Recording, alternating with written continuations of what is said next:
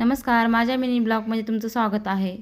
तर बघा, इकडे माझं सगळं आवरलं होतं, देवपूजाही आवरले होते. आता उन्हाळ्यामध्ये म्हणल्यावर वेगवेगळे येणार आणि आंबे म्हणल्यावर तर काय, मग पुरणपोळी येणार आणि अधिक मास. तर मला आज बनवायचे होते धिरडे.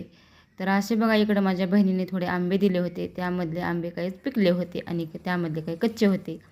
आता कच्चे आंबे साईडला ठेवून पिकलेल्या आंब्याचा थोडा रस करत आहेत. आणि इकडं बघा, मी मस्तपैकी 2 पातेल्यामध्ये दूध गरम करण्यासाठी ठेवले होते आणि कडक असा चहा उकळूनही घेतला होता.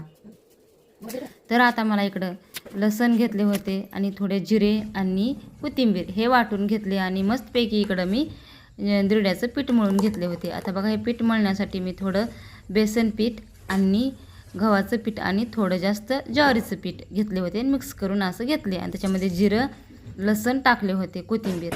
आणि इकडं बघा कशी काठी लावून घेतली आहे मी ह्याला कांद्याला मस्तपैकी असं. आणि इकडे गावरी शेंगाची भाजी आणि भात केला होता.